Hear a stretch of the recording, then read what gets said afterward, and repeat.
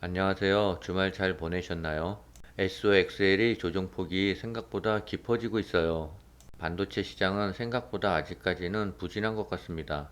차이나 전기차 주가는 예상보다 회복이 더딜 것 같아요. 구독, 좋아요 부탁드립니다.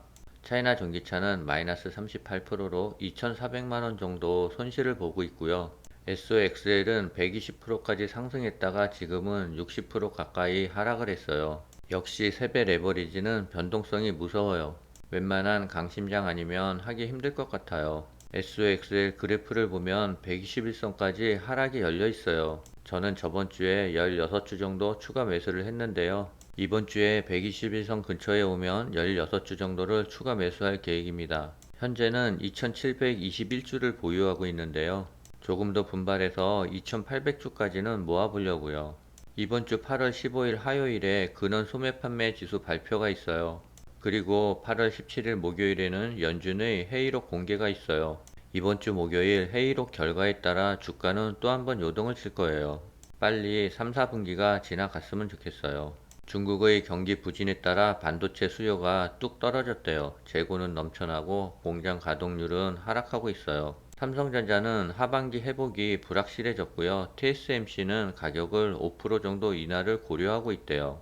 반도체는 2024년이 돼야 공급망이 정상화될 것으로 예측하고 있어요. 파운드리 기업들이 보릿고개를 넘고 있대요. 지난 2분기 영업이익은 반토막 났고 가동률은 70% 밑으로 떨어졌대요. 가전, 스마트폰 등의 소비가 살아나지 않으면서 반도체 수요가 위축된 영향이 크대요. 올 하반기 업황 전망도 긍정적이지 않다 하고요. 파운드리 기업들은 가격 인하에 나서며 주문 감소폭을 최소화하는 데 주력을 하고 있대요. 파운드리 기업들이 실적이 급감한 건 반도체 주문이 늘지 않아서래요. 세계적인 소비 침체로 반도체가 많이 들어가는 PC, 스마트폰, 가전 등의 출하량이 감소한 데 따른 영향이 크다라고 해요. 제품 판매 부진으로 고객사들이 반도체 위탁 생산 주문을 줄이면서 파운드리 기업 실적에 직격탄이 됐다는 얘기예요.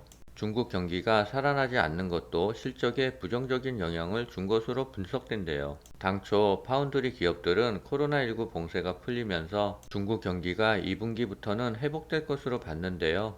제이슨 왕 UMC CEO는 지난달 26일 중국의 스마트폰, PC, 서버 시장의 회복이 예상보다 느리다라고 말했어요. 하반기 전망도 어두운 편이라고 하는데요. 고객사들이 반도체 생산 주문을 넣지 않고 쌓여있는 재고를 해소하는 데만 신경을 쓰고 있기 때문이래요. 수요가 회복하더라도 잠정적인 수준에 그칠 것이라는 의견이 많고 있어요. 대만 언론은 TSMC가 가동률이 낮고 가격 경쟁이 심한 일부 제종 공정에 대해 5% 가격 인하를 고려하고 있대요.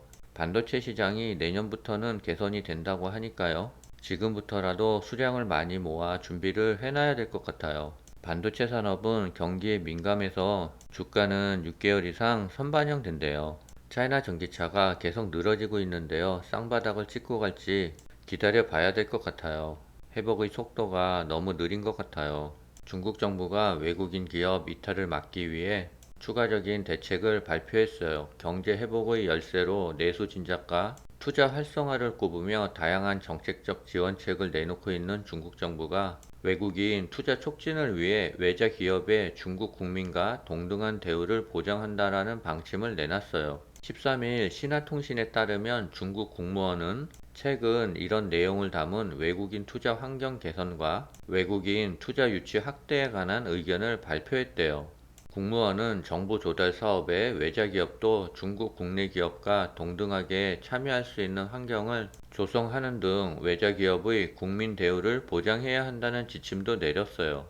지식 재산의 행정적 보호 수준을 높여 외자 기업의 투자 권익을 지켜주고 외자 기업 내 외국인 종업원의 중국 거주 정책을 간소화해 편의를 봐줘야 한다라고 지적했어요.